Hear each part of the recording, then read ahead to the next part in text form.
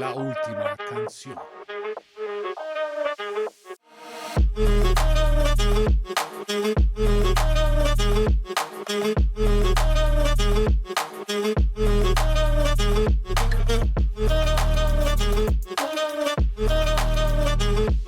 La última canción. Bueno, bienvenidos todos una vez más a La Última Canción Podcast. ¿Cómo estás, Cristian? Bien, ¿y tú, Carlos? ¿Cómo estás? ¿Todo bien? ¿Cómo te han tratado las lluvias? Ay, pues por lo menos esta semana medio seco, ¿no? ¿Seco? Bueno, seco, pero aquí hay para remojar la palabra un poco. Sí, bueno. No, yo he estado asustado por el temporal. Mucha gente sabrá que en Los Ángeles en este momento está lloviendo como nunca antes. Es terrible. No, yo nunca había visto lluvia así acá. Sí, pasa del calor infernal a la lluvia torrencial. Estaba en el apocalipsis. Entraba en el apocalipsis. Tú sabes, yo soy de Beverly Hills, nací y criado ahí, entonces Claro. ahí me toca ver mucha lluvia. Pero allá, bueno, no se dañan las calles ni nada. No, pues vivimos ahí en tranquilidad, tú sabes. Bueno, ¿qué vamos a hacer hoy día? Vamos a hablar de contar chistes unos grandes íconos de la música. Así es, Que no sé cómo decirlo, de pronto un poco olvidadas o dejadas a un lado, o no sé, como que menospreciadas. No quiero decir menospreciadas porque sí tienen muchos seguidores, Ujú. pero de pronto que no tienen un reconocimiento tan grande como otras figuras. Sí, es musicales. curioso, es como que son 4 mujeres en este caso que eh, son íconos, 2 peruanas que son íconos en el Perú y que son, yo diría, íconos latinoamericanos. Una mujer cubana potentísima, muy importante para el desarrollo de los sonidos tropicales, y una muy importante folclorista mexicana. Todas, como tú dices, tienen un grado de reconocimiento, pero creemos que no se les ha hecho justicia a la magnitud de su aporte a la música, a la magnitud de su aporte a la cultura, lo central que son para el desarrollo de estos estilos musicales más adelante. Y tenemos, creo, ambos una mirada un poco crítica de cómo se les ha hecho, cómo se les ha mostrado a las nuevas generaciones estas intérpretes y artistas. Mostradas o de hecho no mostrado por completo. Como que se les ha Claro. obviado de la historia musical un poco a muchas personas de esa generación. Claro, es más que nada de todas se cuenta un poco sus tragedias. 4 mujeres que sí la tuvieron muy dura, que pasaron vidas difíciles, lucharon contra distintos adversidades. Todas sortearon de una u otra manera esas adversidades, pero al tener estas vidas tan duras, eso las marcó. Y eso es lo que básicamente nos cuentan cada vez que uno va a investigar sobre ellas. Lo que más aparece es sus tragedias, sus vidas un poco particulares. La tragedia vende. Claro, pero también es Desgraciadamente. curioso porque no nos cuentan mucho de sus desarrollos artísticos, como que Sí, es verdad. aparecen más bien siempre como figuras que casi por fuerzas de la naturaleza, milagros, accidentes, llegan a ser quienes son. Sí, creo que también eso de pronto se debe mucho a que no existen tal vez historiadores que hayan intentado indagar más o intentado buscar más acerca de cómo surgieron estas grandes figuras. Sí, se les da un poco por descontado, se les sitúa y se les fija en una suerte de imagen inmóvil y desde ahí se habla de ellas. Nosotros no queremos, obviamente porque son figuras de países de los cuales nosotros no somos y que si bien algo conocemos de esas culturas, no estamos ahí. Todas son íconos en sus países. Entonces no queremos faltar el respeto ni tampoco como intentar nosotros hacer parecer que sabemos más de ellas que sus propios compatriotas. Pero como este podcast habla también un poco de nuestros gustos, vamos a hablar de ellas porque nos generó admiración, nos generó muchas inquietudes, muchas preguntas en torno a ellas. Y que también pues, han influenciado la música actual, de alguna forma. Claro, o sea, todas transitan todo el continente y le dan un sello y un color a la música. A partir de ellas cambiaron muchas cosas que se hacían. Son todas mujeres fundadoras de ciertos estilos. Vamos a partir entonces con la primera, que es una importante cantante del folclore mexicano. La elegimos y la queremos comentar porque hay unas coincidencias con otra cantante que es peruana. Vamos a hablar primero de Lucha Reyes, mexicana. Ella, su nombre real era María de la Luz Flores Aceves. Le preguntaba a una amiga mexicana si ella tenía alguna idea porque es Lucha. Me decía que a las Luz María o a María de la Luz en algunas partes les dicen Lucha. Incluso llamé a una amiga colombiana y le pregunté y me decía que en Colombia también. Lucha, sí. Ya he escuchado que a las Luisa le dicen Lucha. Sí, Como parece que... a las Luis le dicen Lucho, pero... Claro, Lucho es trucho. Sí. Bueno, el tema es que de ahí viene su nombre Lucha, su nombre artístico Lucha, y Reyes porque el padrastro que tuvo... era de apellido Reyes, entonces adoptó el apellido de su...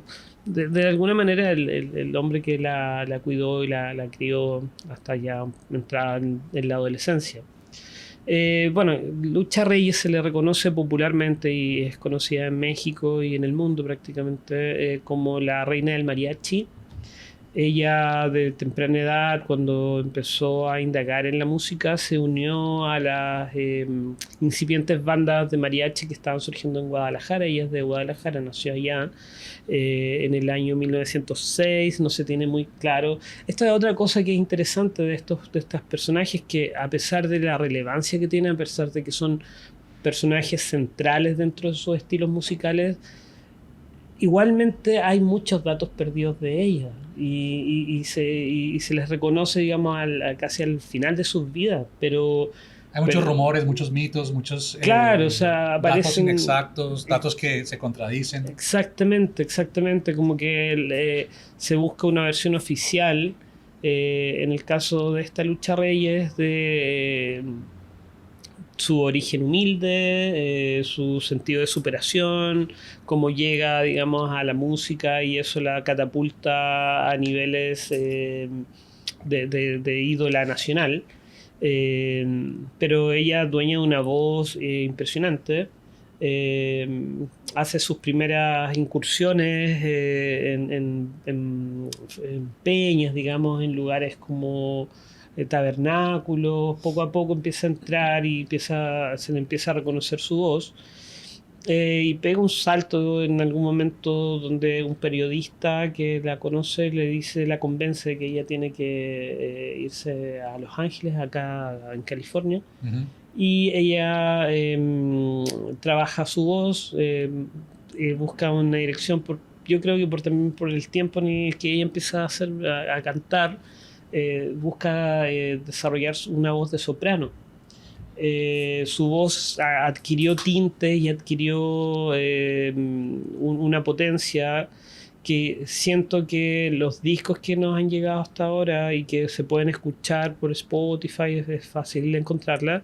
No se ha hecho un muy buen trabajo de remasterización, como de poder como limpiar un poco, porque no sé si es posible, la verdad yo no conozco muy bien cómo se hace eso, pero por las comentarios, crónicas de la época, se decía que escucharla en vivo era muy impresionante, que tenía una voz muy potente. Creo que eso se pierde un poco al escucharla en las grabaciones que nos llegan.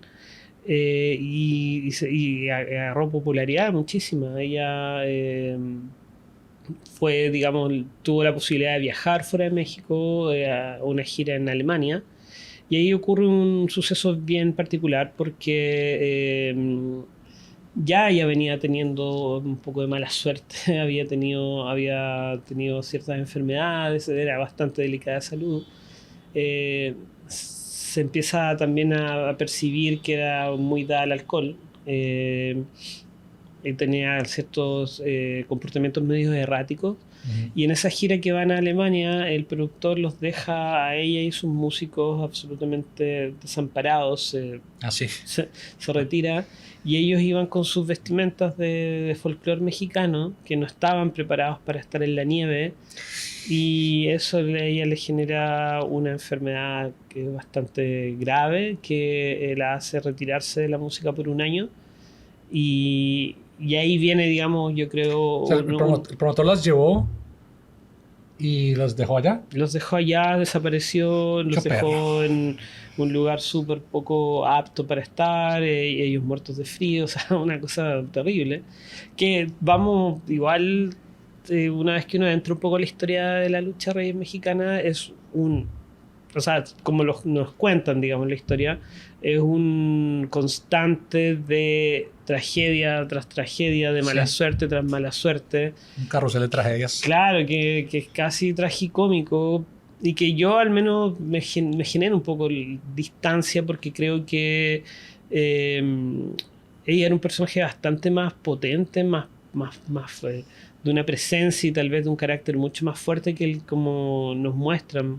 Generalmente siempre la narrativa oficial que hay en torno a ella es víctima de muchas vicisitudes y da la sensación que fuera casi un pajarito que le pasa de todo.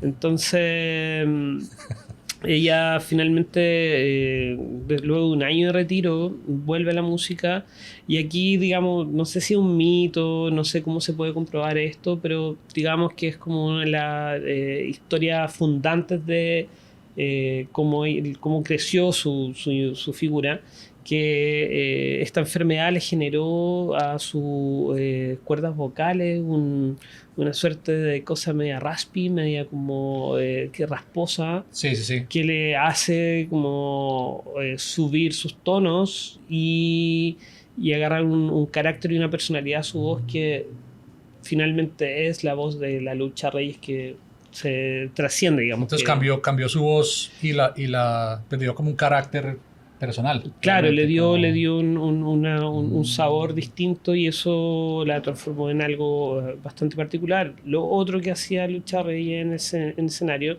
era agarrar una botella de tequila, pum, y tomar mientras que estaba en el espectáculo. Y eso excitó mucho a la audiencia, y la llamaron la reina del mariachi, porque ella evocaba esta figura mariachi borracha y pendenciera que no, hasta el día de hoy. O sea, yo he visto mariachi cantar Digamos, y fue de las estar. primeras figuras femeninas en hacerlo, digamos, o pues... Fue no solamente la primera figura femenina, sino que también fue la primera que llevó la ranchera a lo que conocemos ahora. O sea, ella transformó de alguna manera el género folclórico que venía ya del siglo XIX, que se estaba modernizando, digamos, a partir de la industria musical que empezó a difundir de otra manera la música. Ella estuvo ahí, o sea, ella estuvo en el centro de esa transformación. Y eso es algo que es difícil de averiguar, de averiguar, digamos, los hechos de cómo ella desarrolló esas técnicas, cómo ella se plantó como una figura icónica del folclore mexicano. Bueno, como tú sabes, acá en Los Ángeles hay una plaza que es la Plaza del Mariachi, Sí, y la estatua que está ahí es la de ella, la estatua de Lucha Reyes. Mañana vamos a ir a primera hora a hacer una peregrinación con la botella de tequila. sí, exacto. Toca ir allá a echarse unos por lucha. Salud por Lucha. Salud. Ay, qué difícil esto. Difícil esta vida de podcaster. Pero, bueno, sí. Sí, la Plaza del Mariachi es algo icónico acá en Los Ángeles, ¿no? Pues antes es un sitio de peregrinación. Yo he pasado por ahí a veces temprano en la mañana y uno se encuentra siempre un borrachito. Claro. Ahí tomándose una cervecita y mirando las estatuas y todo. Es bastante interesante. Sí, así es, porque bueno, la vida del mariachi como se fue formando icónicamente como un estilo de vida. Y Lucha Reyes yo creo que contribuyó mucho a esa construcción del estilo mariachi. Y bueno, sus problemas con el alcohol se empezaron a transformar en algo central en su vida. Se le empezó a reconocer por eso, lamentablemente. O sea, fue como... Era como parte de su espectáculo, pero se convirtió como en su... En un problema. Un problema. En un problema también porque empezó a tomar muchas pastillas. La gente que la conoció, que todavía están vivos, algunos que comentaban que la imagen que ella daba era una persona que no quería vivir, una persona triste, una persona con un carácter medio errático. Ajá. Y claro, eso era producto de su alcoholismo, era producto de sus dificultades, pero yo ahí también haría un acento, o sea, pondría, digamos, el hecho que a Lucha Reyes se le enmarca en esta cosa de la borracha, la cantante de mariachi, pero poco se habla de sus traumas. O sea, hay la posibilidad que ella fue abusada, que fue golpeada, que es un sino de muchas cantantes que ocurren en esa época, sobre todo entre los años 20 y 60. O sea, tenemos el caso de Billie Holiday, de Edith Piaf, que yo creo que hacen mucha resonancia con esta Lucha Reyes y la otra Lucha Reyes que vamos a hablar después, que es la Lucha Reyes peruana. Pues, de hecho, también con la Lupe y hay obviamente incidentes de violencia doméstica que eran obvios. Digamos, sí es algo, digamos, un tema desgraciadamente recurrente en estos artistas y bueno, pues realmente en la historia. Claro, y lo otro que vemos, por ejemplo, en este caso de Lucha Reyes, es que la misma industria, las mismas lógicas del negocio la transforman en una suerte de caricatura. O sea, ella traía de una u otra manera un bagaje, no diríamos en el teatro, pero sí en shows cómicos. Leyendo sobre ella, también empecé a leer como un poco cómo era en esa época la venta del espectáculo. O sea, nosotros en estos tiempos estamos súper acostumbrados a la idea del concierto, está el artista, qué sé yo, pero en ese tiempo eso era poco común y todo la música en vivo se enmarcaba en un espectáculo mayor. O sea, tenía que haber humor, siempre era como creado como una suerte de festivalito. Sí, era más como parecido a los shows de vodevil, ¿no? Que eran como un espectáculo completo, como una... Pues eran los únicos eventos que existían, ¿no? Como que, claro. Que encapsulaban todo. Música, teatro, como que humor. Sí, así es. Y bueno, la vida de Lucha Reyes fue bastante breve. O sea, ella muere a los 28 años en un incidente que la verdad no me interesa mucho narrarlo. Es fácil que lo encuentren con muchos detalles de cómo muere ella. Está involucrada una hija adoptiva que ella tuvo. O sea, entre otras cosas, ella tuvo un aborto, su marido la dejó por eso, al parecer estaba borracha y se cayó en una escalera. Su muerte fue, como está narrado, un mar de lágrimas. O sea, sí. Una tragedia donde ella se encierra, se tomó la hija, le compró unos barbitúricos pensando que era para que ella se sanara. Y muere de una sobredosis, pero ya había tenido intentos de suicidio. Entonces tal vez estoy haciendo muy sucinta su historia, pero es que como comentaba, siento que hay muchos espacios ahí que no... Hay muchos vacíos que no están bien descritos o que no están bien documentados, pues. Claro, al parecer nadie se interesó mucho por ella. Y pues también fue una vida muy, muy corta. O sea, casi corta. Que está en el grupo el club de los 27. Sí, o sea, 38 años. 38 o 28. No, 38. 38. Ah, okay. Sí. Alcanzó a disfrutar de su fama en algún momento. Sí tuvo, digamos, muchos seguidores. Y bueno, de ahí en adelante, cuando ella muere en el año 44, creo que es, sí, en Ciudad de México, se empieza de alguna manera a entender el impacto de ella y se le empieza a considerar la persona que es. Digamos, cuando Lucha Reyes estaba siendo famosa en México ya y a nivel internacional ya se le reconocía también, especialmente acá en Los Ángeles, tuvo muchas presentaciones. Nace la otra Lucha Reyes que se llama Lucila Sarcines Reyes en Perú, una mujer afroperuana, en el año 36. Pero luego vamos a hablar de ella. Sí, antes que ella, de nosotros las figuras que, digamos, sí, digamos, no es tan dramática la historia como para aliviarnos un poco, que es Ima Sumac, que nace el 13 de septiembre de 1922 y también es una, o sea, es un fenómeno de voz, de personalidad, no sé, fue como una fuerza de la naturaleza que salió y que, digamos que a mi parecer tuvo como que la encapsularon como en una figura exótica para vender su imagen y lo que representaba, pero era mucho más que eso, era muchísimo más que una princesa inca. Pero antes de empezar con eso, debemos escuchar una canción de Lucha, ¿no?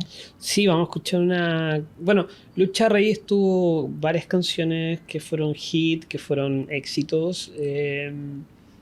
Tal vez la más conocida es La Tequilera, que está dentro del imaginario del folclore mexicano, que incluso pregunté por ahí a amigos mexicanos, amigas mexicanas, y no conocían a Lucha Reyes como en sí, pero conocían la canción. Ah, ok. Y claro... Me imagino que la canción se volvió a grabar distintas versiones, tal vez. Sí, es que claro, porque es una canción que porque está si ella murió en el vinculada al 44, entonces...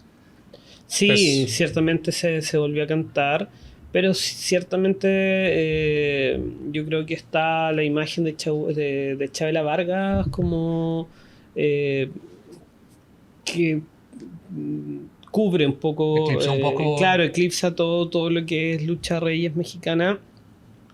Y incluso yo le preguntaba a amigos mexicanos quién es la reina del mariachi y me dicen Chabela Vargas. Chabela también es tremenda. Es tremenda, claro. O sea, ella tiene su episodio aparte después. Ella tendría un episodio entero de 2 capítulos, 3 capítulos.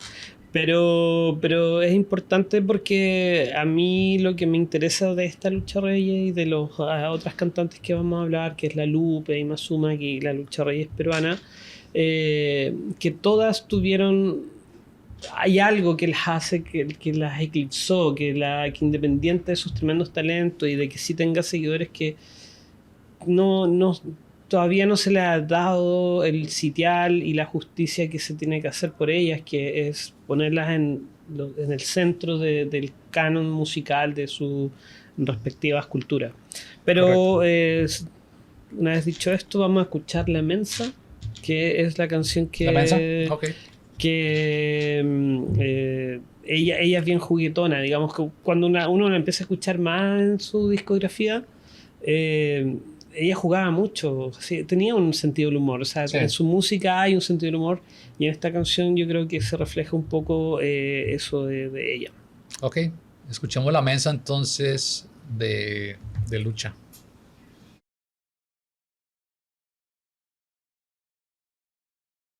Bueno, regresamos de escuchar a Lucha Reyes, la canción La Mensa. Y estamos tomando unas cervecitas de Weird Beers, que queda aquí en Los Ángeles, cerca del estudio Nerdopolitan. Les recomendamos que vayan. Estoy tomando una Brain Spill y se me está regando el cerebro un poco, pero sí, de buena manera, de buena manera. Es una... venden cerveza, es pequeñito, un local pequeño. A verlos puede atender. Si van de nuestra parte, puede que no les den ningún descuento. Sí. Pero sí es un lugar donde pueden encontrar curiosas cervezas japonesas, De todo. de todas partes. De todo. Y es chévere porque es un negocio familiar. Sí, con unas lindas... son muy lindas estas latas. Son muy, sí, muy coleccionables. Si les gusta coleccionar latas.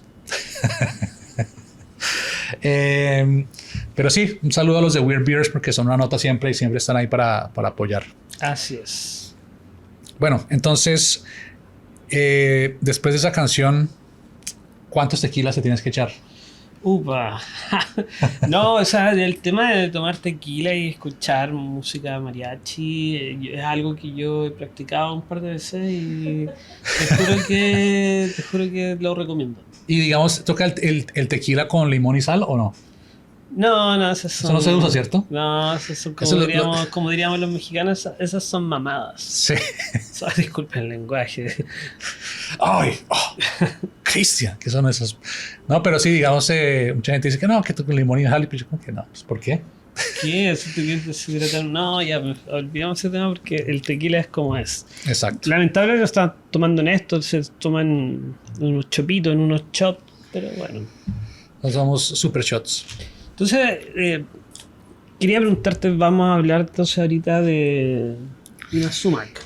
Hablemos de Ima Sumac. ¿Ella era buena para el trago? Ima Sumac, sabes que nunca mencionan que ella se tomara un trago en nada lo que leí, ni las entrevistas que vi, pero yo creería porque con el frío que hacen algunas regiones del Perú, tiene que echarse un trago para el calorcito. Un piquito. Para la voz, sí. Un pico, porque... un aguardiente.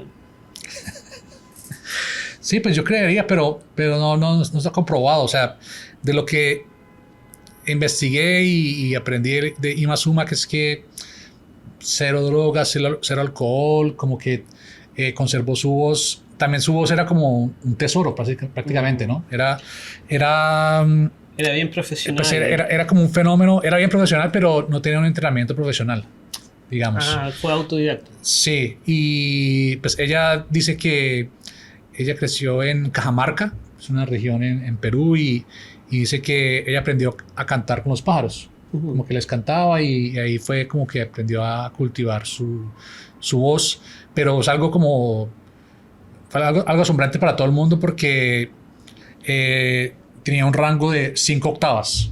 Entonces un cantante normal más o menos tiene como 3 octavas. Entonces 5 octavas básicamente la llevaba desde sopranino o soprano agudo hasta bajo.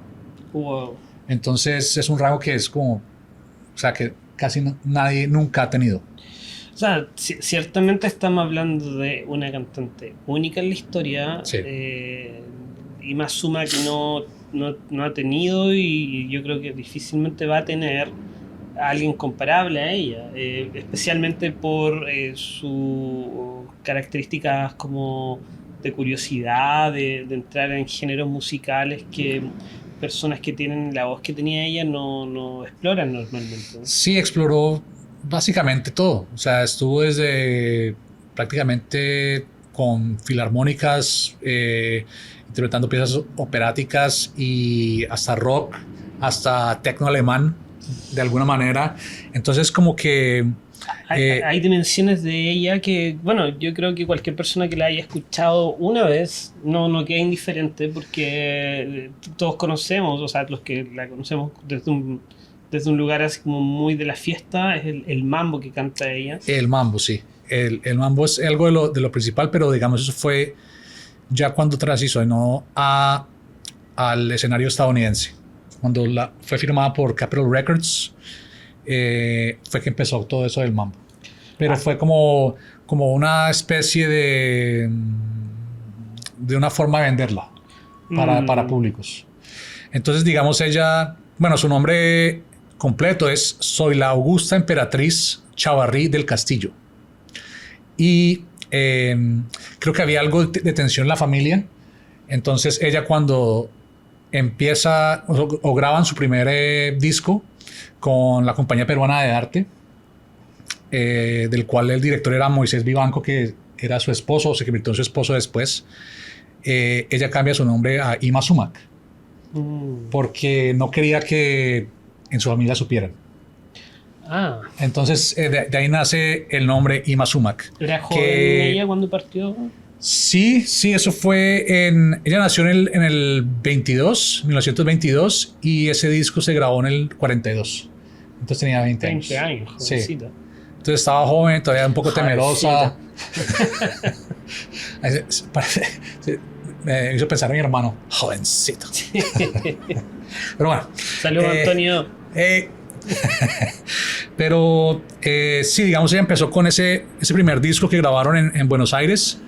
Fueron 16 temas, si no estoy mal, y era algo más de folclore peruano, ¿no? Y empezaron a hacer un tour latinoamericano con este grupo, y el grupo empezó a cambiar y adaptarse porque se dieron cuenta que ella era una estrella. Entonces, después se convirtió en el Conjunto Folclórico Peruano. Y tocaban básicamente para ella, para que ella se destacara. Sí, y eventualmente se convirtió en Ima Sumac y el Conjunto Folclórico Peruano. ¿Ya? Entonces, sí, digamos, ellos graban primero en 1942 y sale a la radio en Buenos Aires en 1942. Ahí es el primer momento que la gente la escucha a nivel, pues, latinoamericano.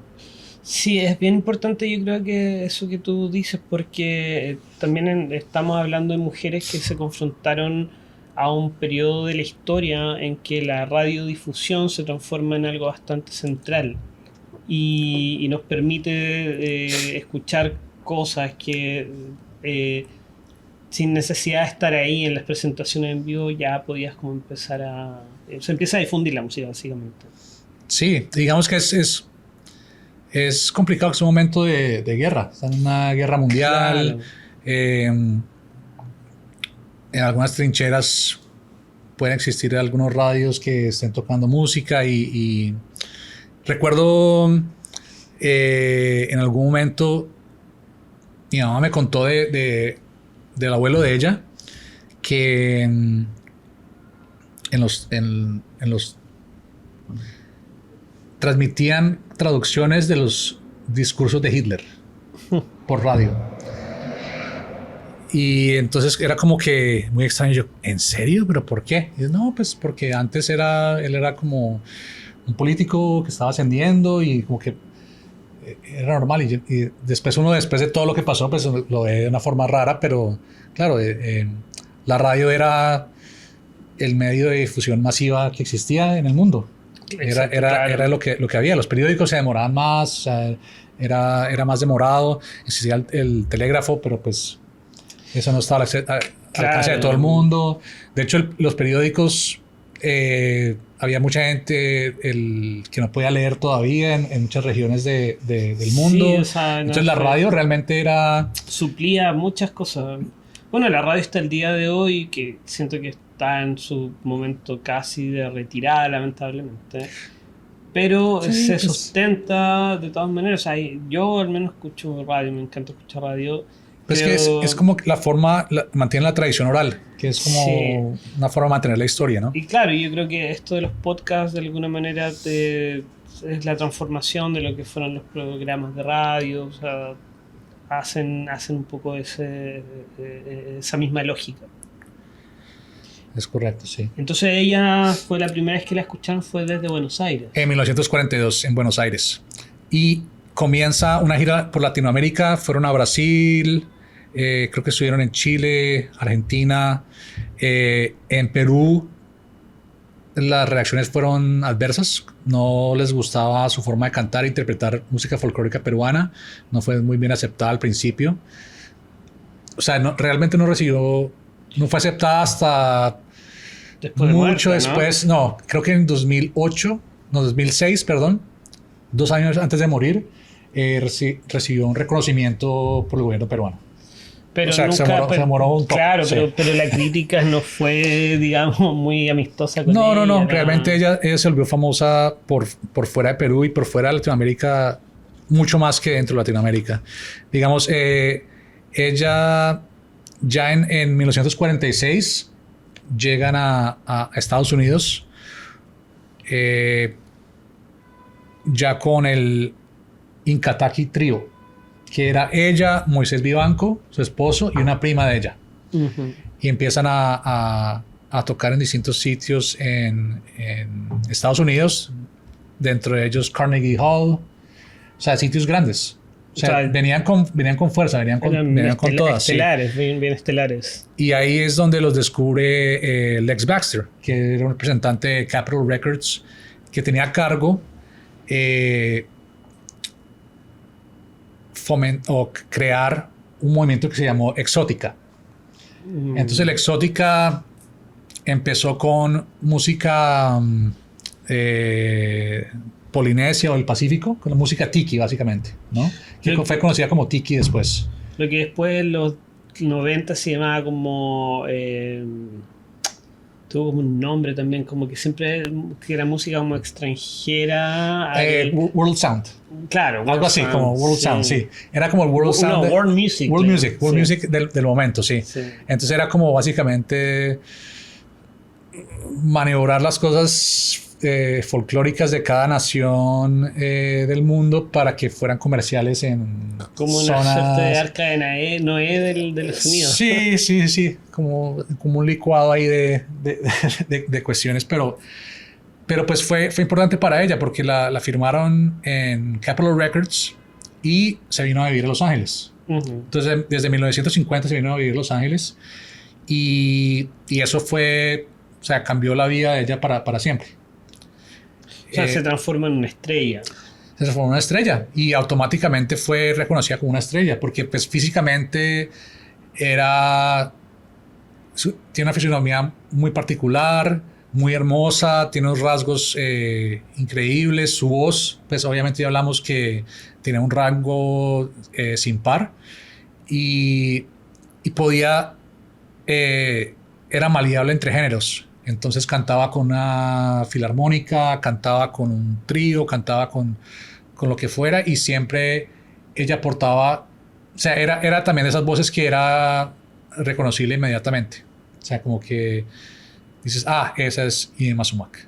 Ya, sí, ¿sabes? sí, no, eso hasta el día de hoy uno la escucha y es inconfundible. O sea, no hay, claro, como decíamos al principio, no hay dos iguales, ¿no? Pero entonces de ahí es donde viene digamos, el primer disco que produce con Capitol Records. No sé si es Inca, se llama Voice of Ixtabi. Y entonces a ella la empiezan a presentar como una princesa inca. O sea, esa es como la forma de que la tienen de vender. Exacto, sí. Entonces empiezan a ponerle como ciertas vestimentas, la empiezan a presentar de cierta forma. Exacerban este personaje. Y generan un mito de que ella es una princesa inca. O sea, creo que la mamá de ella, uno de los apellidos es Atahualpa. Entonces hay como una conexión ahí por ese lado y dicen, sí, claro, es una princesa inca, es monarquía inca y es como, de ahí viene su talento. Me recuerda un poco a esta película que salió hace poco que se llama El Callejón de los Sueños. De los Sueños, que es un remake de una película de los años 20. Sí. Que trata un poco de esta imaginería que Hollywood empieza como a generar de estos personajes exóticos, medio un poco de herencia del circo, ¿no? Y del vodevil y qué sé yo, del cabaret, que son como estos shows exóticos y que siento que en los 50, como fue una edad de oro de Hollywood, cualquier productor o cualquier persona que tenía como cierto ojo comercial buscaba convertir a estas mujeres sobre todo en algo icónico y que fuera vendible, digamos. Sí, no, definitivamente aprovecharon al 100% esa posibilidad y pues ella pues no, digamos que no desaprovechó la oportunidad de hacer dinero cantando, que era lo que le importaba a ella. Uh-huh. Digamos que en el momento se dejó llevar. Sí, si lo vemos ahorita de pronto puede ser visto como que algo, no sé, algo racista, algo... Es que, ¿sabes qué? Yo siento que igual se conecta un poco también con o sea, estas cuatro mujeres tienen esa característica que la industria de una u otra manera las arrastró y las transformó en personajes a pesar de ellas mismas. Sí. Y como que toma, digamos, sus características particulares, que son por un lado como lo que las hiere, pero a la vez también lo que las catapulta. O sea, como que está esa cosa media trágica ahí de por medio. Pero el caso de Inazuma, Sí, pero digamos que creo que es tan ella, su grande. vida no fue trágica. Bueno, pues digamos que su relación con su esposo tuvo sus subidas y bajadas, me imagino que como cualquier matrimonio.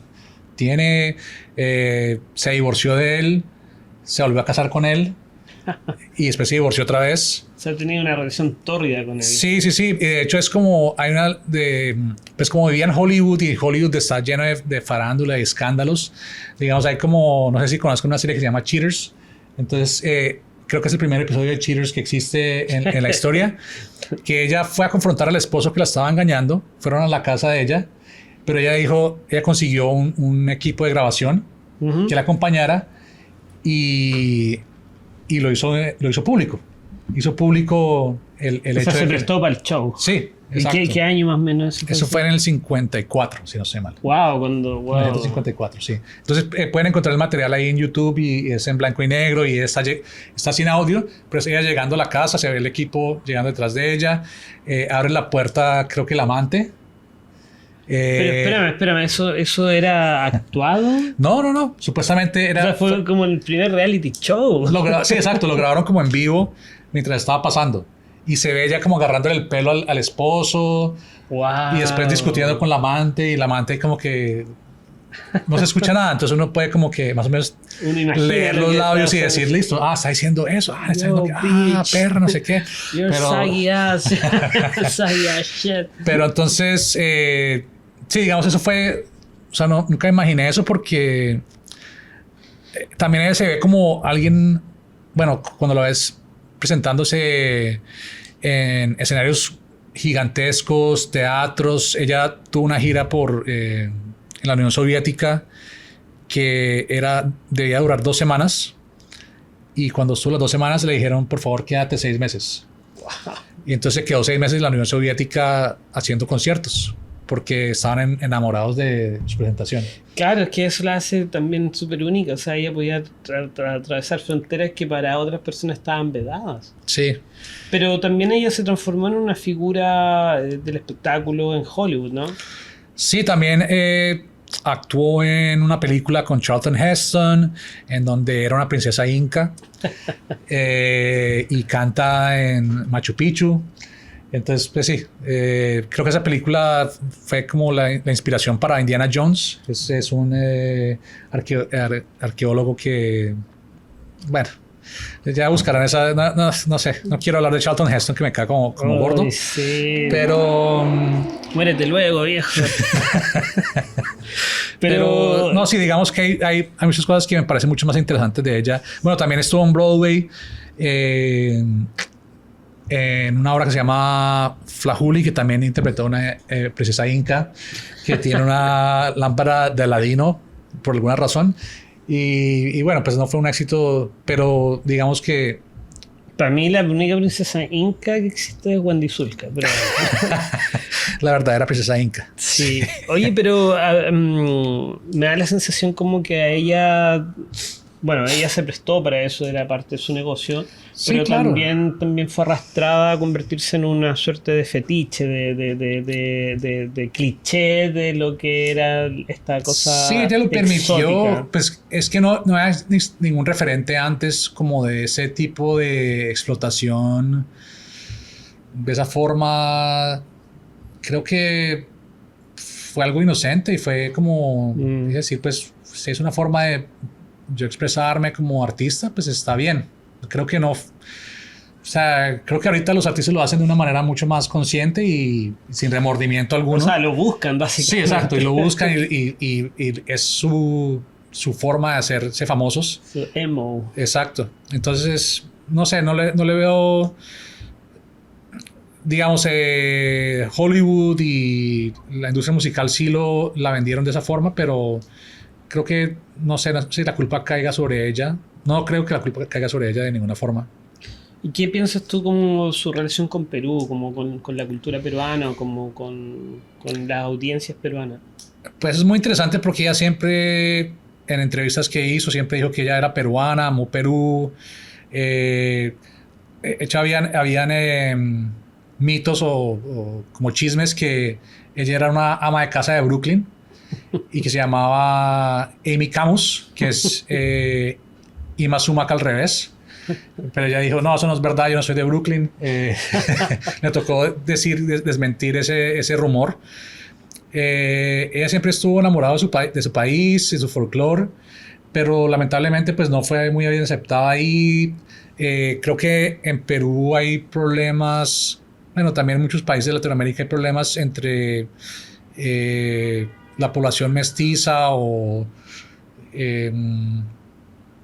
no sé, hay muchos que En se creen, distintas se, regiones. se creen españoles y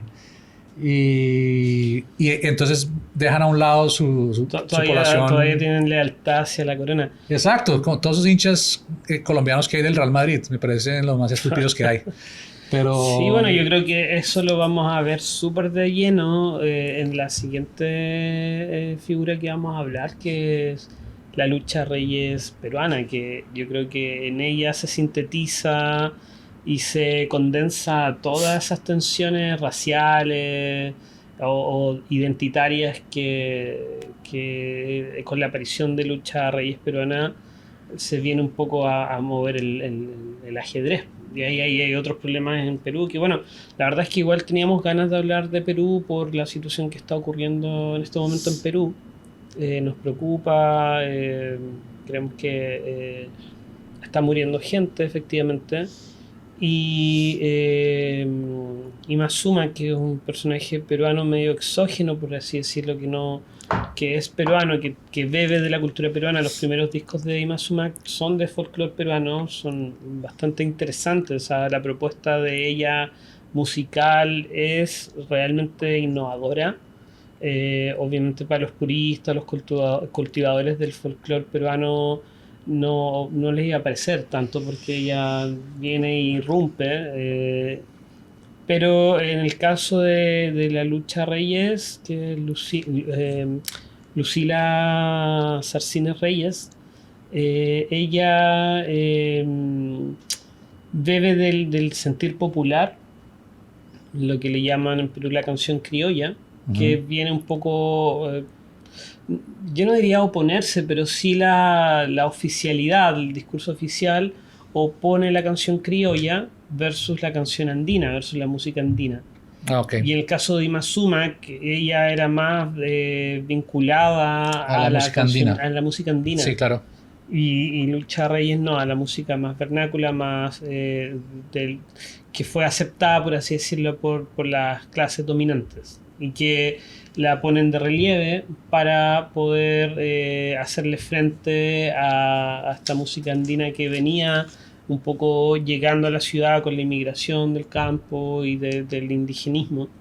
Y que, digamos, es interesante esa coyuntura porque lo que está pasando en Perú ahora sí está vinculado a una problemática con el mundo indígena. Entonces, sí, es interesante ver estas dos figuras populares de Perú y ver también la importancia. Entonces, en el caso que tú comentabas, Imazuma graba en el 42. Sí. Y en el 44 se declara el Día de la Música Criolla en Perú, el 31 de octubre, donde las clases medias y clases dirigentes asumen que la música criolla es la música identitaria del Perú. Entonces, ahí hay o sea, yo estuve buscando, tratando de averiguar si es que Lucha Reyes y Imazuma que alguna vez se cruzaron, pero no, al parecer nunca fue así. Hubiera sido interesante. Hubiera sido muy interesante, sí. Creo que vamos con una canción de Imazuma. Claro. Después seguimos hablando de la lucha Reyes. Dos daticos. Imazuma vendió 40 millones de discos. Es locura. una de las latinoamericana que más ha vendido discos y creo que la peruana que más discos ha vendido en la historia. Y el segundo dato es que si están en Los Ángeles, ella murió en el 2008 en Los Ángeles, y el año pasado, septiembre 20 del 2022, hay un busto de ella en el Hollywood Forever Cemetery. Acá, bueno, Sí, vamos mañana. lo hicieron. Si quieren tomarse una foto con el busto de Ima Sumac, está en el Hollywood Forever, y lo hicieron por los 100 años de su nacimiento. Perfecto. Entonces, vámonos con Choladas. Choladas es la canción de Ima Sumac.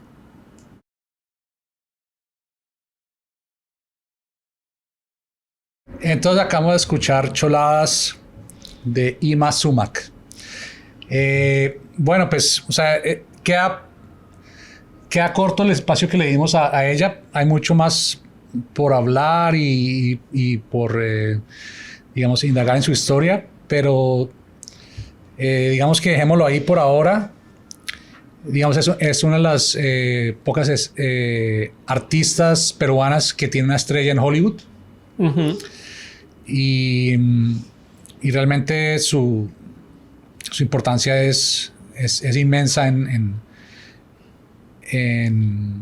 la música del mundo. Mira, yo no quiero decir que Hollywood es lo más importante, que si tú tienes tu estrella ahí ya básicamente estás validado en el mundo, pero igualmente quiero decir que no solamente Ima Sumac debería tener estrellas en Hollywood desde el Perú. Creo que hay una cantidad impresionante de artistas y cantantes que nos ha entregado a Latinoamérica, Perú, que muchos más deberían estar ahí. Pero una de las que debería estar ahí, y de hecho no estoy muy seguro, creo que puede que tenga, yo no lo sé, creo que no, en realidad, es Lucha Reyes. La otra Lucha Reyes, que hablemos de la peruana. Lucha Reyes peruana. Sí. Sí. Bueno, un poco contar que surgió todo esto desde un poco de un malentendido, como surgen casi las mejores cosas. Yo como chileno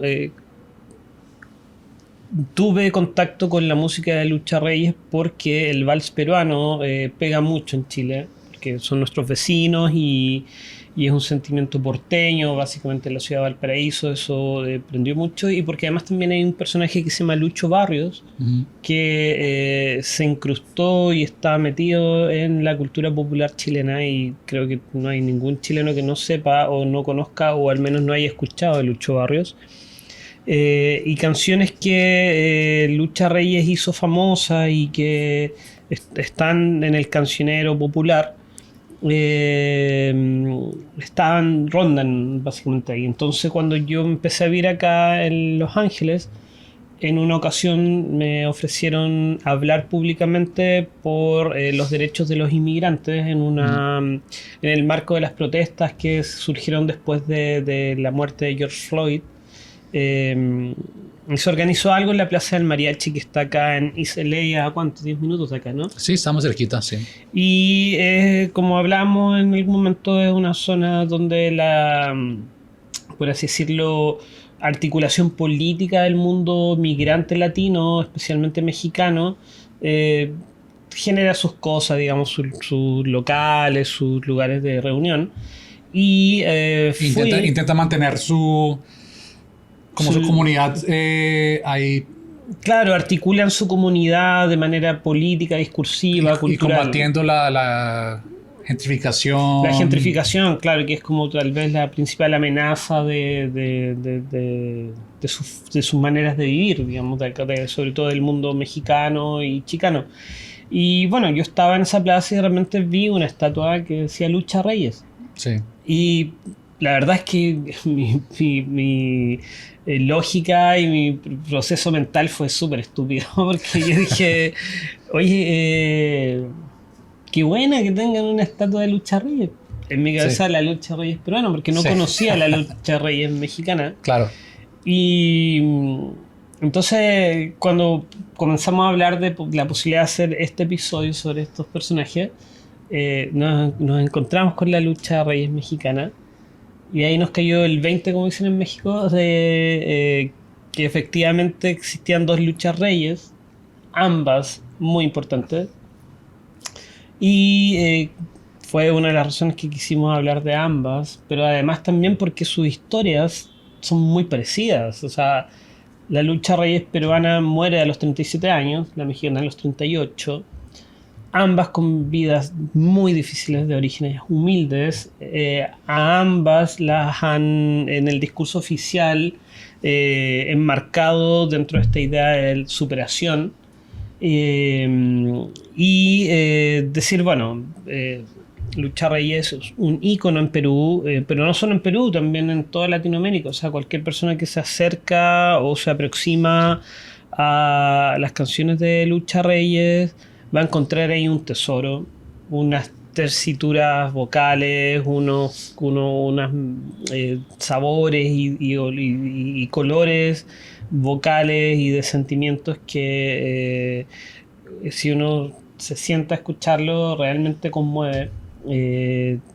Tiene, digamos, toda esta base de la música peruana, del cajón peruano, de los ritmos afro-peruanos, metidos por todos lados.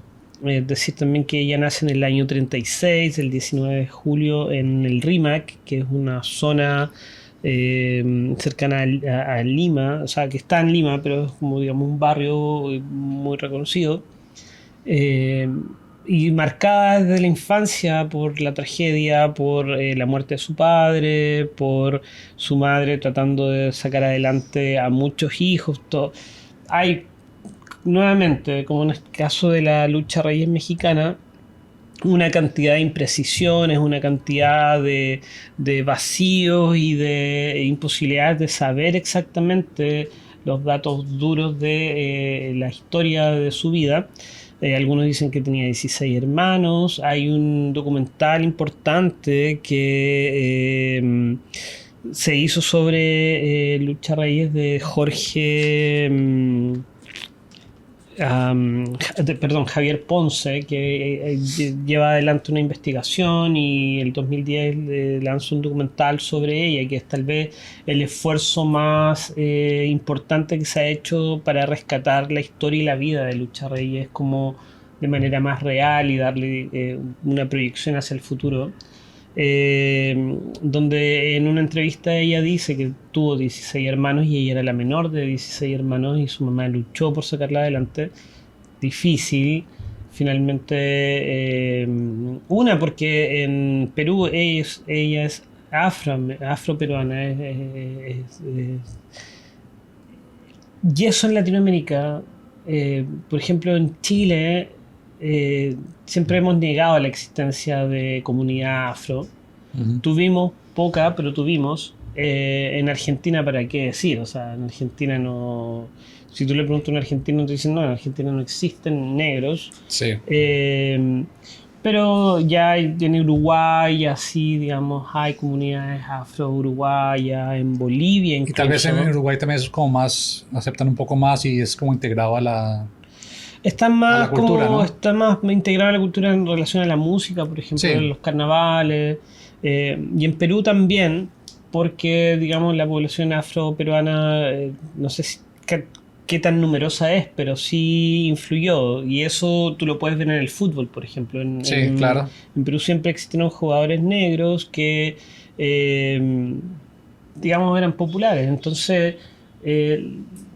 una sociedad como la peruana, que es tan diversa y tan compleja en sus relaciones, ya sea geográficas o identitarias, una chica nacida en el año 36, en medio de un montón de crisis mundiales, tiene todas las de perder, tiene todas las posibilidades de que le vaya mal. Claro. Entonces, y así fue básicamente. O sea, la vida de Lucha Reyes desde que nace hasta que muere no es una historia de éxitos y de fama ni tampoco como de grandes lujos. O sea, es una vida más vinculada a la enfermedad, más vinculada a el constante sufrir.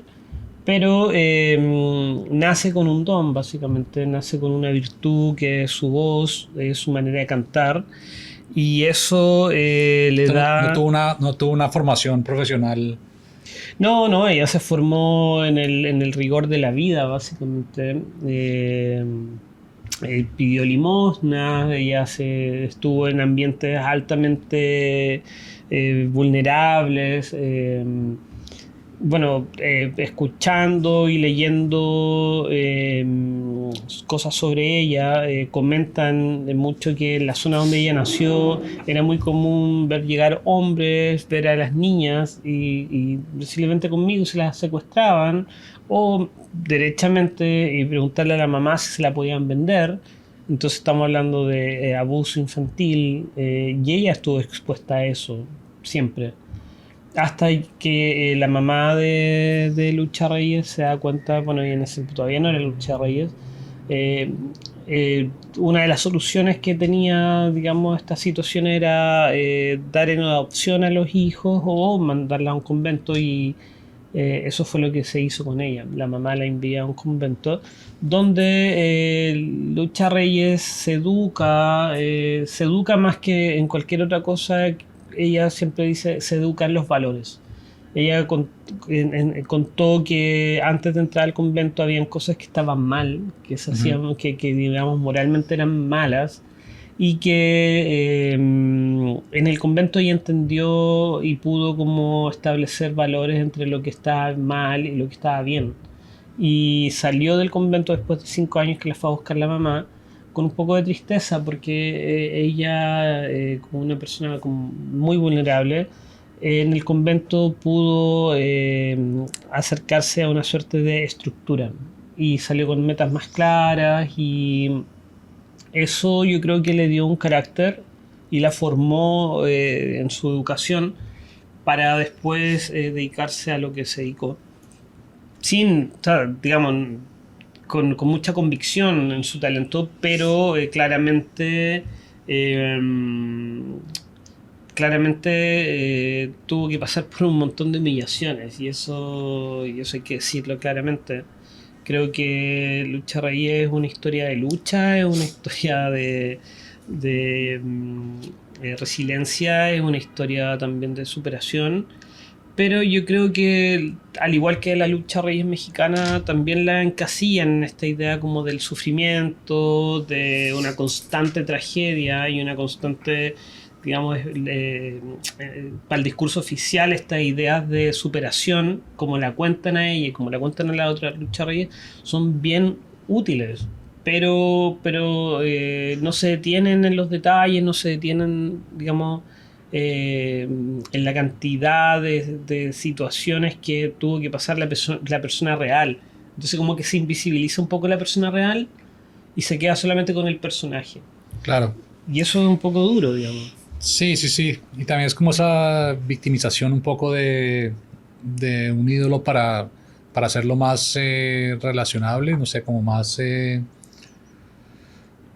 no sé, a veces Más sí, a vendible. veces me parece que es como una forma de justificar las injusticias, Claro, es como como que, ay, pero, exactamente, exactamente. Hay justicia, pero mira.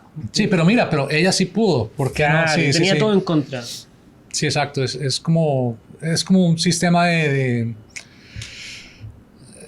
como un mecanismo de defensa de alguna forma que quieren vender a la gente, como que, no sé. Y es importante igual porque en el caso de Lucha Reyes Peruana, eso está súper como patente en el hecho de que, como comentábamos recién, las clases acomodadas, las clases altas, las clases dominantes toman el género de la música criolla, Ujú. que básicamente es vals peruano, qué sé yo, y ella, al ser una representante de esa música, después de haber pasado por circo, por lo mismo, digamos, de la otra lucha Reyes, de hacer todo este camino por el vaudeville, por el cabaret, especialmente tengo acá el personaje que la toma y la transforma en una suerte como de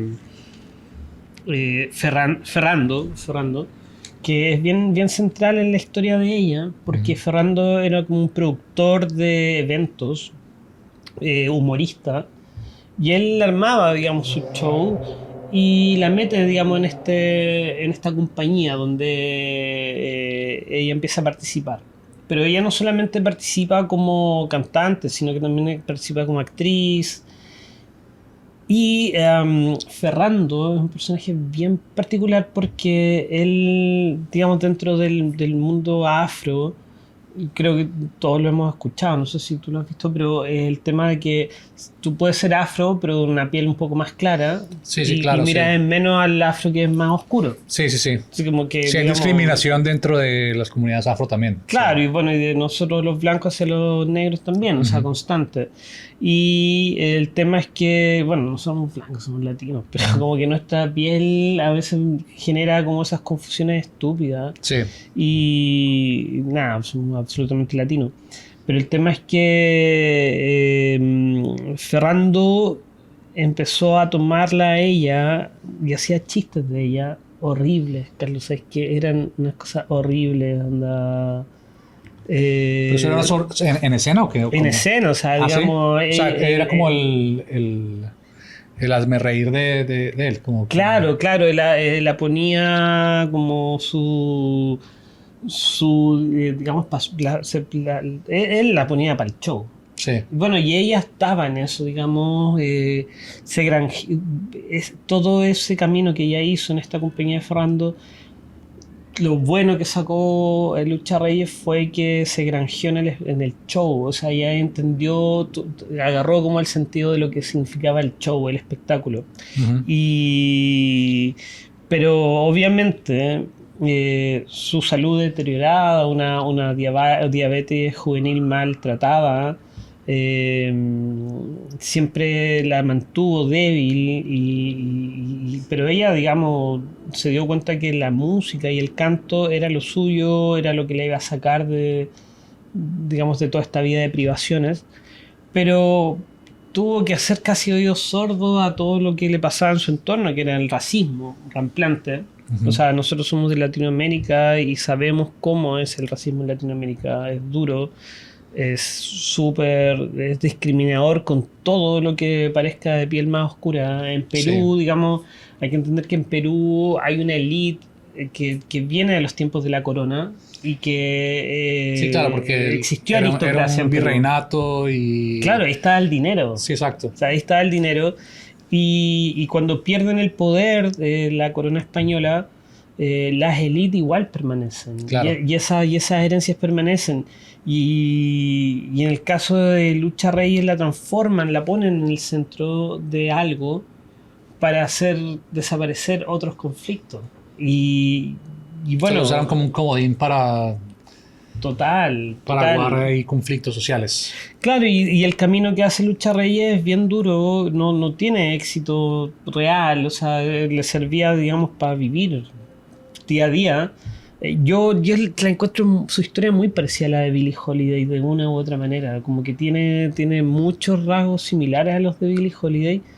Y hasta que finalmente logra dar con la canción que la catapulta a la posibilidad de grabar un disco con dos canciones. eh, y eso ya la transforma en la persona que fue y que siempre estuvo eclipsada por distintas entradas al hospital, siempre estuvo eclipsada por distintas enfermedades que la mantenían un poco imposibilitada de consolidar su talento y su triunfo musical. Eh, pero digamos el año 70 es cuando recién Lucha Reyes ya obtiene un reconocimiento grande, importante a nivel nacional, y no solo nacional, sino que también internacional, que la llevan a viajar a Nueva York, a tocar el Waldorf y poder mostrar quién era ella. Entre otras cosas importantes que le pasaron, que Pedro Vargas va a Perú, que es el importante cantante mexicano, Ujú. y canta con ella y se da cuenta de su tremendo talento. Claro. Y empieza a tener, digamos, una cantidad de... Bueno, Celia Cruz, por ejemplo, en algún momento declara que probablemente Lucha Reyes hubiera sido mucho mejor que ella si hubiera vivido más. Ella muere súper tempranamente, a los 37 años, y alcanzó a vivir 3 años de fama, de cariño, de Reconocimiento real de su talento, sí. Claro, claro. Y eso, digamos, yo escuchando podcast peruanos, hay uno que me gustó bastante, no recuerdo el nombre, voy a tratar de después dejarlo en los comentarios. Eh, cuen- Cuentan que ellos también sienten como peruanos que a Lucha Reyes todavía no se le ha dado el sitial que corresponde dentro de la cultura peruana, dentro de esa importancia. El año 2019 Google hizo un doodle sobre Lucha Reyes celebrando los 83 años de Lucha Reyes. Y yo creo que el último tiempo, después del 2010, que se acabaron una cantidad de líos legales, de imposibilidad de difundir la música de ella, hemos empezado recién a poder escuchar y poder como eh, tener mejor conocimiento de la figura que ella es. Pero nuevamente, o sea, creo que es muy claro que también ahí hay un asunto relacionado como con el abuso a la mujer, con la discriminación, con el racismo, que podemos verlo en Lucha Reyes como un ícono de poder avanzar igualmente, de poder hacer que su voz llegue hasta nosotros hasta el día de hoy y a través del sentimiento que ella expresa en su música, poder decir como wow. O sea, hay un, no recuerdo quién lo decía en uno de los documentales que vi de ella, que hay pocas artistas en Latinoamérica y en Perú que en sí mismas, en su propia biografía y en su propia historia, condensen y representen tan bien toda una época histórica. Y eso es Lucha Rey, o sea, para mí igual... Es importantísimo eso, o sea, es algo que te toca rescatar y de alguna forma intentando hacerlo acá. Sí, o sea, la verdad es que obviamente hay gente que sabe mucho más de Lucha Rey que nosotros, obviamente hay gente que la está estudiando, que ella es parte de una tradición musical peruana y hay una cantidad de cultores de música peruana importantísimos. Probablemente no vamos a ser nosotros los que vamos a desentrañar quién era ella y cómo era ella y la importancia que tiene, pero sí nos gustaría como aportar a la conversación, a que se problematice un poco más su figura porque es de una dimensión que yo creo que todavía no ha alcanzado su real importancia. Y bueno, para no seguir dando la lata, voy No, pero a... sí, sí me parece muy importante hablar sobre ella y creo que de hecho, bueno, se parece un poco a la historia de la siguiente artista que es la Lupe Victoria Jolie Raymond, la GGG, que es La GGG, ¿en serio? la GGG. Ese es uno de sus apodos, la Lupe, la GGG, The Queen of Latin Soul, también sí, le gustaba esa la conozco. que le llamaran. La GGG nace es porque estaba tocando con un músico una vez y le pedía cada vez que tocara más rápido la canción y le empezó a pegar. Decía, GGG. Oh. Y empezó a decir, llamarse la GGG. Pero creo que vamos a escuchar una canción de Lucha. Sí, primero. vamos a escuchar una canción de Lucha Reyes. Bueno, ella se hizo, yo creo, mundialmente famosa por su interpretación de Regresa, que también es interesante porque la canción la cantó primero Tania Libertad, y que era todo lo contrario a Lucha Reyes, esa rubia, guapa para los estándares de su tiempo, de clase media alta.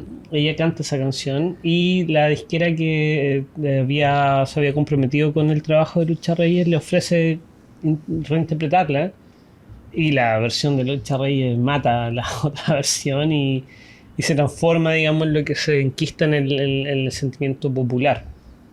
Pero no vamos a escuchar esa porque probablemente la han escuchado muchas veces, o no, pero si no la han escuchado, escúchenla. Vamos a escuchar una que se llama Nada Te Debo, que yo creo que es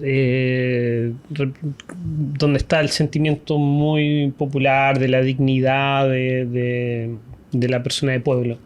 Bueno, escuchemos Nada Te Debo de Lucha Reyes.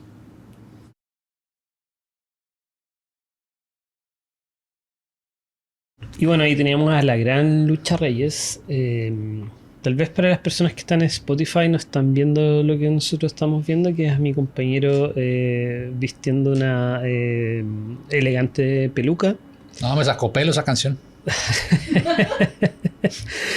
Bueno, sí, puede ser. El tema es que la peluca en realidad es porque Lucha Reyes toda su vida ocupó pelucas, siempre fue una característica de ella. Lo transforma en un sello de tantas cosas. Tal vez pueda sonar como un dato menor o un dato no importante, pero nos parece importante empezar a destacar los detalles y las sutilezas que Lucha Reyes tuvo en vida y en sus presentaciones en vivo, porque lamentablemente creo que todavía no se ha emprendido la tarea de rescatar su obra, al igual que con la otra Lucha Reyes, darle la dimensión y la importancia que tiene. Creo que son personas icónicas, son artistas icónicas, y básicamente queríamos hacer este homenaje de la peluca, porque también lo otro y lo último que quiero decir sobre ella, Lucha Reyes en algún momento fue invitada por un transgénero francés que fue a montar shows a Perú después de que se levantara la prohibición de que pudiera ir. Cochinel se llamaba. Y él la vio cantar a Lucha Reyes y pidió específicamente que fuera ella la persona que la acompañara en su show, que fue un éxito de taquilla. Y además porque Cochinel la había visto a Edith Piaf y sintió que tenía ese sentimiento. También esto dio paso a, bueno, yo como chileno en Chile se enquistó en el sentimiento popular Lucho Reyes, perdón, Lucho Barrios, que también cultiva el género de la canción criolla, el vals peruano. Y yo creo que Lucha Reyes cimentó el camino para todo, para que esta música peruana alcanzara registros internacionales, a tal nivel que cuando Frank Sinatra fue a cantar por primera vez a París, pidió que Lucho Barrios fuera su artista de opening act, de telonero. Así que claramente es un género musical, es un sentimiento popular que tiene sus colores y tiene sus características muy importantes. Y queremos destacarlo especialmente en estos días en que Perú está pasando por momentos difíciles. Y tal vez lo más que podemos hacer es como esta suerte de homenaje y reivindicación de esta figura. Y desearles toda la suerte al pueblo peruano, que ojalá resuelvan sus cosas y sus conflictos con justicia y paz, básicamente. Sí, siempre les deseamos lo mejor y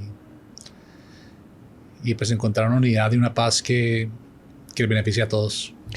Claro, y tiene mucho que ver con que todos estos personajes, todos estos íconos que son la lucha reyes mexicana, Ima Sumac, la lucha reyes peruana, atraviesan conflictos en sus épocas. Son mujeres que surgen en momentos donde los derechos de las mujeres todavía no estaban establecidos como están el día de hoy, que faltan mucho más por lograr. Y con todas esas adversidades que fueron también raciales, las racializaron. En el caso de la lucha reyes mexicana, sí, también tuvo conflictos con sus rasgos indígenas. En el caso de Imazuma, que eso se transformó en una suerte de virtud porque como que la volvieron exótica. En el caso de Lucha Reyes por ser negra en Perú y mujer y pobre. Y vamos a Sí, hablar... afortunadamente la siguiente creció en una época sin problemas y en un país que nunca ha tenido ningún conflicto ni ningún También la lío. tuvo súper fácil. Ella sí la tuvo súper fácil, o sea, Sí, para, vamos a hablar de es un la poco gran... para aliviar la cosa, pero Sí, pero queremos queremos cerrar en esta sección con tal vez una de nuestras favoritas. sí, sí es otro monstruo de la canción. Lupe Victoria Jolie Raymond. La Lupe. La GGG. The Queen of Latin Soul, como se hacía llamar. Entonces, la Lupe, como se conoce comúnmente, nació el 23 de diciembre de 1936. Mismo año que la lucha Reyes peruana. Exacto, pero en su tumba dice 1939. Entonces hay un conflicto ahí, un conflicto de papeles en la fecha de nacimiento y hay varias incongruencias ahí de tiempo en los datos históricos, como en todas esas mujeres de las que hemos hablado hoy. Pero esta mujer nace obviamente lo mismo en Cuba en 1936. Es de una familia humilde, nace en San Pedrito, que es un barrio de Cuba que lo más cercano, o sea, lo que resaltaba era que quedaba la fábrica de Bacardí, de ron Bacardí, que era donde trabajaba su padre también, el padre de la Lupe, trabajaba ahí y el ron Bacardí también fue lo que básicamente era la gasolina de esta isla rumbera que era Cuba en esa época, de los 30s, 40s, 50s, que era como un paraíso de rumba, apuestas.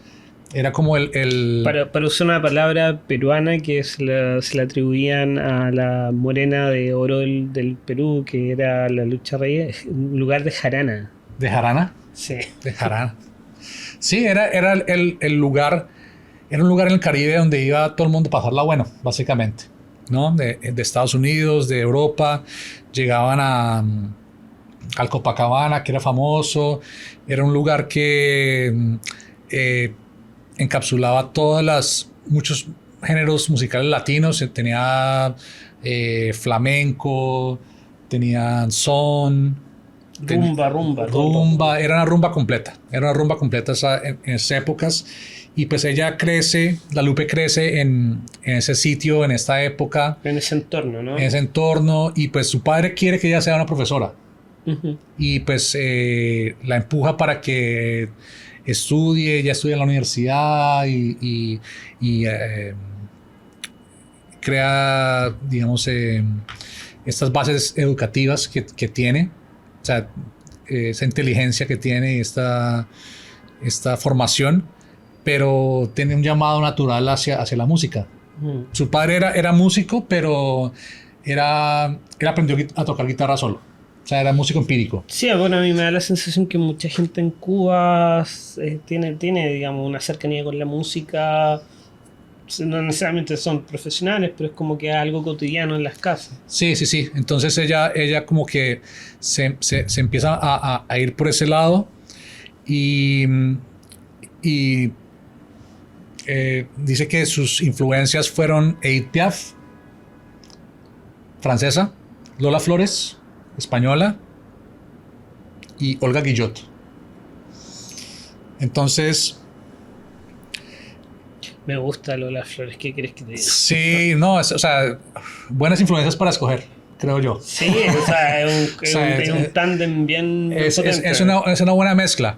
Claro que la Lupe era otra cosa, o sea, era como un torbellino de emoción, de pasión, de entrega, ¿no? De entrega en escenario. Es una cosa impresionante, o sea, es como realmente es como los principios de un verdadero rockstar, ¿no? Como de algo que es un espectáculo verlo, no solo la voz y la interpretación, sino la ejecución de la canción y la presentación y el dramatismo, la personalidad, como el dramatismo. Claro, la interpretación, yo creo que... Sí, antes que Elvis y las otras personas, es como la entrega total a lo que está viviendo.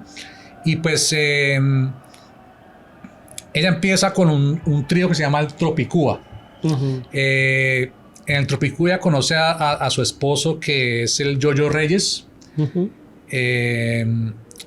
Tuvieron una relación tormentosa. su primer hijo nace de esa relación, pero también vi que por algunas... Fue madre joven, ¿no? Fue madre joven, pero también fue víctima de violencia doméstica y perdió 2 embarazos previos a esto. O sea, tuvo aborto a raíz de la violencia. Exacto, sí. Y ella decía que todo estaba bien, pero su hermana, que es muy abierta en estas entrevistas que hay en todos lados en internet, ella decía que sabían que algo estaba pasando, que no todo estaba bien, pero que ella era una mujer muy fuerte y que era muy orgullosa y que no quería aceptar que algo estaba, que ella estaba siendo abusada. Porque realmente estaba muy enamorada de Yoyo Reyes, y Yoyo Reyes aparentemente era el man, así era el propio, era el músico así tremendo. Y era como de alguna manera un personaje clave para armar una carrera musical, algo así. Sí. O sea, era sí, un personaje impresionante musicalmente en Cuba en ese momento. Y pues ellos empiezan con el trío Tropicuba y se empiezan a presentar, y su sitio principal era el bar La Red, que era un bar legendario de La Habana, donde, pues como ya les dije, que era un sitio cosmopolita internacional. Dentro del público habían personajes como Ernest Hemingway, Guillermo Cabrera, Marlon Brando. O sea, la intelectualidad. Simón de Beauvoir. Claro, porque todos los intelectuales iban a Cuba a tener un desfogue también, porque Cuba era como un sitio de...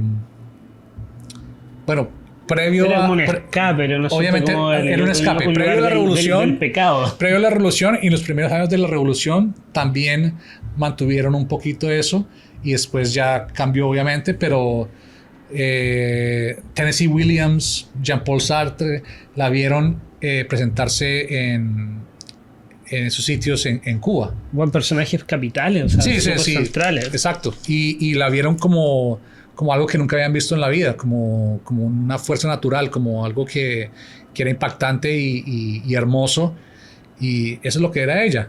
Ella era auténtica en su interpretación y era majestuosa.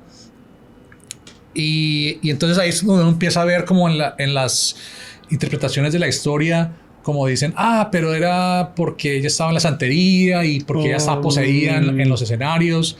O algunas otras personas dicen que es que ella tomaba drogas y en algún momento... O sea, le meten nuevamente a una mujer, le empiezan a meter como otros rollos que no son... Sí, como que, sí, pero es que ella no era así porque ella planeó ser así, porque ella era una estrella y porque ella quería ser así, sino porque eran otros factores que lo hacían ser así. Mira, de hecho yo tomé una cita que se refiere un poco a la manera de cómo se biografían a las mujeres, sí.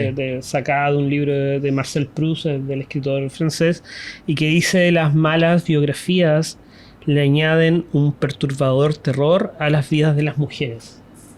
Y eso está súper real, o sea, como que en estos 4 casos que hemos estado como... hablando, aparece eso constantemente. En el caso de la Lube, o sea, claro, la santería y otros demonios, me imagino. Sí, obviamente pues está la violencia doméstica, que aparentemente sí era real. Lo de la santería, se dice, bueno, la hermana de ella dice que no eran religiosos y que no estaban en ninguna religión, pero ella en algunas entrevistas habla de los orishas, ¿entendés? De Babalú. Y ella tiene orígenes afro-cubanos. Ella era afrocubana, sí. Entonces es posible que sí. Hay un mito, una historia que dice que ella, cuando llegó a Estados Unidos, botó a todas sus deidades al río Mississippi. Y que de ahí en adelante empezó a irle mal. Wow.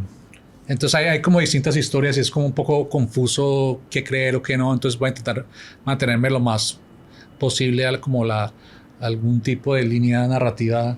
Pero es un poco difícil, además porque su fama fue tan grande y como que tan explosiva y tan vasta, vasta Pero también territorialmente. fue breve. Pues Porque igual ella fue un poco eclipsada por la otra gran figura de la canción cubana, que es Celia Cruz. sí, pues digamos que ella en 1959 empieza como su éxito en Cuba. Ujú. Y después del 59 y la Revolución Cubana, hay dos mitos. Que Fidel Castro quería toda la atención para él y que le dijo que se fuera. Wow. Y la otra versión es que él no le gustaba como ella se presentaba en escena. Era Era muy sexual, muy liberal, muy muy gráfica. erótica. Sí, exacto. Entonces, él le dijo que calmara su presentación en escena y ella dijo que no y se fue. A México, se fue a ¿no? México. Ujú. Se fue a México. Entonces, esa es como la versión más aceptada. Ya.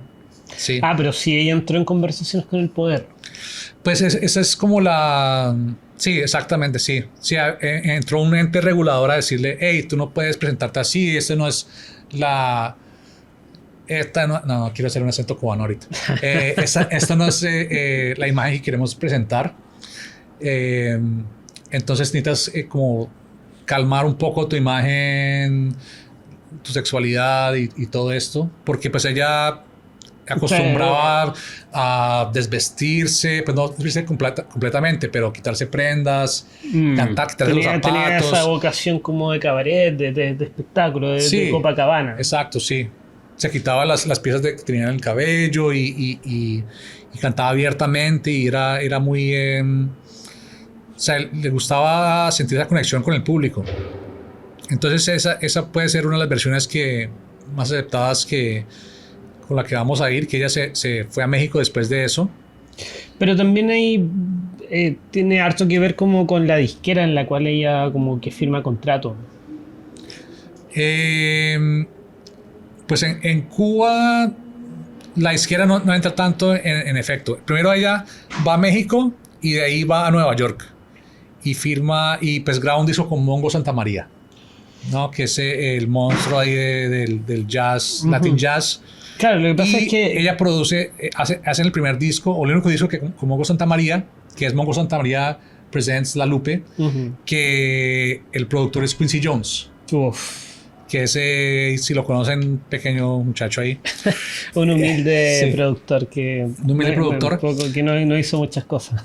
Y entonces ella graba ese disco con Mongo, y después conoce a Tito Puente y graba 4 discos con Tito Puente. Pero después hay como una rivalidad.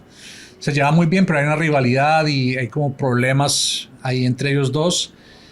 Y Tico Records, que era la productora que tenía Tito Puente, la compra la Fania. Wow. La Fania Records. Y la Fania Records ya tenía a Celia Cruz. Claro, y ella no cabía ahí. Celia Cruz era la principal y ella era la segunda. Entonces ella se va. Pero bueno, yo igual de las cosas que leí un poco es que ese conflicto se arrastraba de antes, o sea, desde México, porque, bueno, no sé si tú lo vas a mencionar ahí, pero al parecer La Lupe igual tiene un carácter difícil. Y para los productores era un poco difícil como decirle qué hacer, porque ella no lo iba a hacer. Pues es que eso es el problema de la interpretación de la historia. Ajá. Un carácter difícil es decir lo que quieres.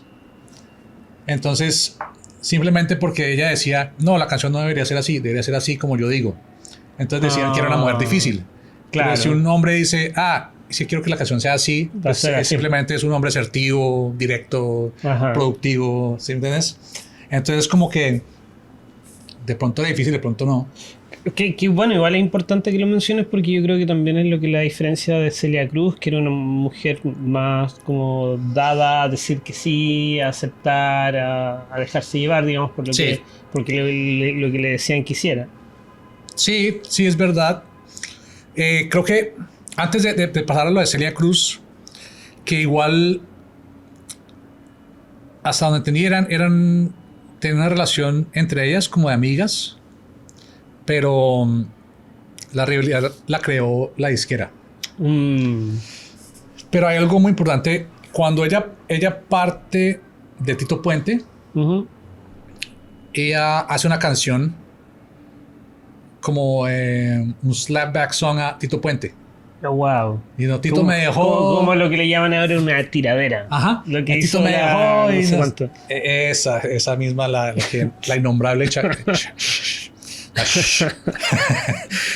No vayan a creer que es porque somos machistas, sino que... No, pero entonces ella hace una canción diciéndole, hey, Tito, me dejaste, porque Tito la dejó por Celia Cruz, ¿no?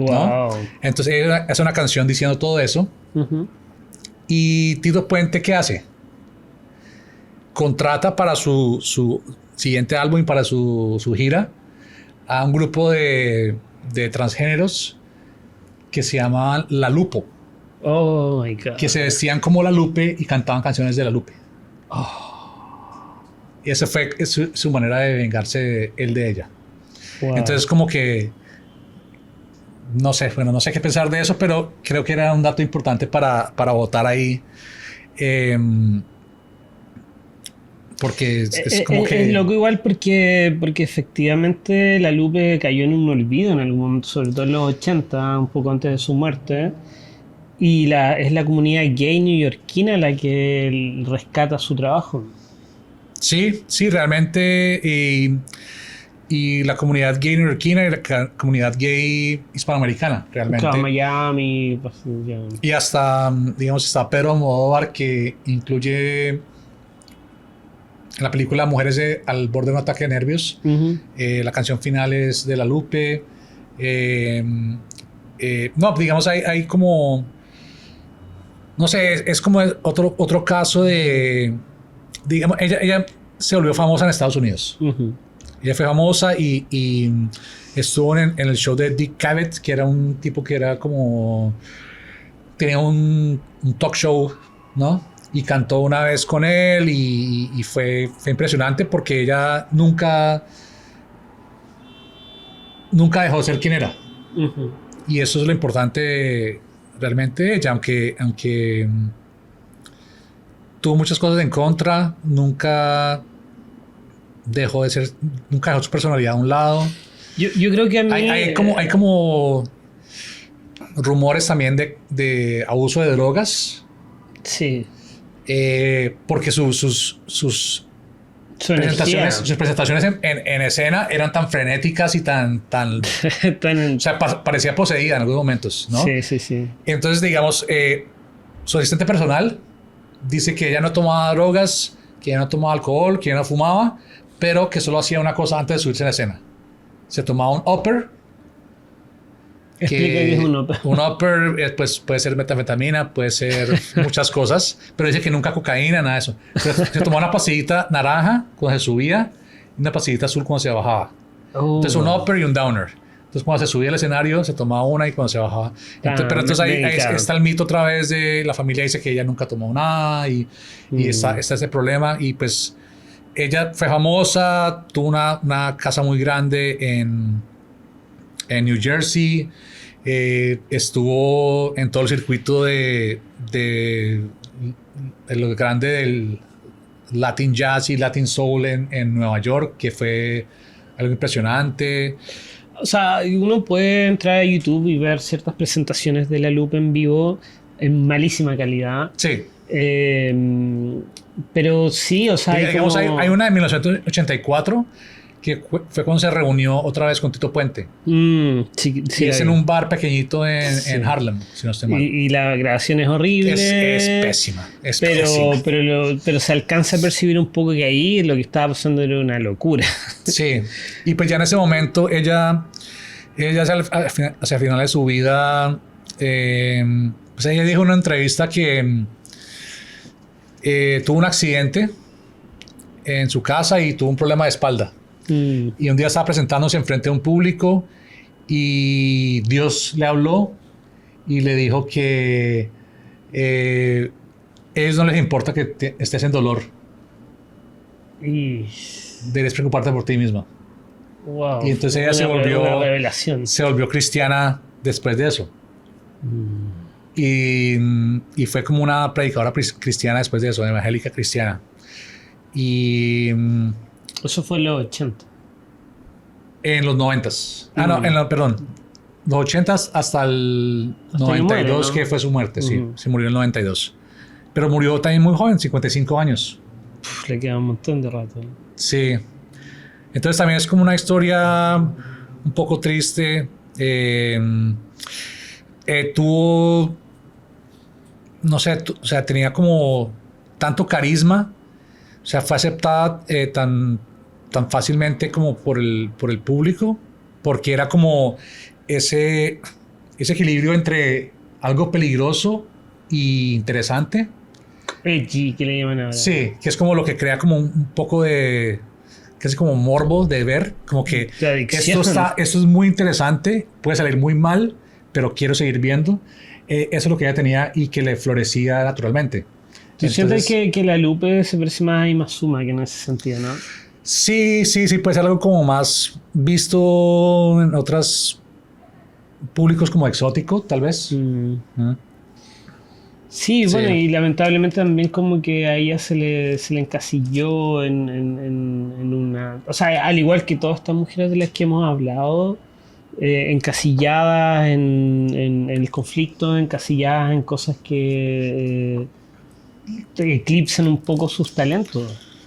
Y pasan a formar más bien como historias casi anecdóticas de lo que pasó alguna vez, pero podemos establecer en estas 4 cantantes, en estas 4 intérpretes, que no era eso. O sea, como que ahí hay algo de estas mujeres que están intentando expresar como mujeres momentos de la historia que les tocó vivir, o sea, rodeadas Sí. por hombres, rodeadas por tragedias de vida, de origen, que les da ese carácter que tienen. Pero también es como Todas tocadas por talentos increíbles. historiadores vagos, ¿sí me entiendes? Como Claro, como que historiadores no... ay, ¿para qué voy a escribir de ella? ¿Para qué escribimos acerca de su vida? ¿Para Sí. qué la aprovechamos en vida si no va a importar? O algo así, no sé. No sé si Sí, sea así de- esa sensación me da, es como que un abandono de sus historias, de que nadie estuvo ahí para contarnos, para poder como entender cómo siguen sonando el día de hoy, siendo tan potentes. Como que eso quedó así medio cojo, medio no bien contado, porque probablemente en su momento todos los que las rodeaban estas mujeres, no era como, son mujeres nomás, como que no, son raras, son como exóticas, son como, listo, van a pasar así en la historia. Y eso estamos intentando como con este episodio problematizar esa situación, hablar un poco de estos tremendos talentos que yo creo que en este momento en y pues, Latinoamérica obviamente no la mejor hay. forma de hacerlo es que lo hagan 2 hombres. Exactamente, 2 hombres heterosexuales y que pongan de relieve esa problemática. Exacto, Claro. sí. Pero sí, Pero bueno, toca empezar por algún lado. sí, obviamente no nos vamos a privar de hacerlo porque realmente eso es música que escuchamos, es de gusto muy profundo. A mí en particular la Lupe me mata, o sea, yo puedo pasar horas escuchando a la Lupe y es alguien que me encanta, o sea, como poder escuchar su interpretación, su manera de entregar esta cosa teatral y exagerada que tiene, Sí, era impresionante. y que logra tener, digamos, momentos de intimidad y de arrullo que la verdad es que la Lupe no aburre, pero en lo absoluto, ¿Vamos con una canción de la Lupe o qué? Para terminar. Sí, yo creo que ya cerrando con una canción de la Lupe, lo más contar que Kali Uchis, que es esta cantante colombiana que a mí me encanta, la reivindicó en su disco. ¿Cuál disco es? No me acuerdo. El de 2020, o sea, el último disco que sacó, no me acuerdo el nombre. Sí, La Luz, creo que se llama. Ujú. Y ahí ella hace un pedacito hace un breve cover de la introducción de la canción que te pedí, que fue por la cual yo conocí a la Lupa. Esa es la que vamos a escuchar ahora. La que Esa te pedí. charla. Pero la versión original. Yo quería Pero- que fuera puro teatro, pero... Puro teatro también es muy buena, pero... vamos con Pero qué te sí, pedí. vamos con qué te pedí. Les agradecemos mucho que nos escuchen, que nos comenten. Recuerden el concurso Todavía tienen sobre dry cleaning. Quedan unos días más. Vamos a dar el ganador por redes sociales el viernes. Algún afortunado oyente, dentro de 20. 8 días vamos a estar en el concierto de Dry Dry Cleaning con ustedes. Sí, esto se libera este domingo. Estoy ya sábado de madrugada. Hemos tenido una jornada laboral bien dura, pero Ha estado pesado. sacando este capítulo, este episodio adelante. Queremos mantenernos así, Sí, una roca para ustedes. así es. Y mañana vamos a ir a ver a Dead May Do, que es una banda stoner potente. La música sigue, chicos. Los tiempos pueden ser fáciles o difíciles para ustedes, pero nunca olviden mantenerse fieles y curiosos sobre la música y los sonidos que escuchan. No se dejen arrasar por el marketing. Abrazos para todos.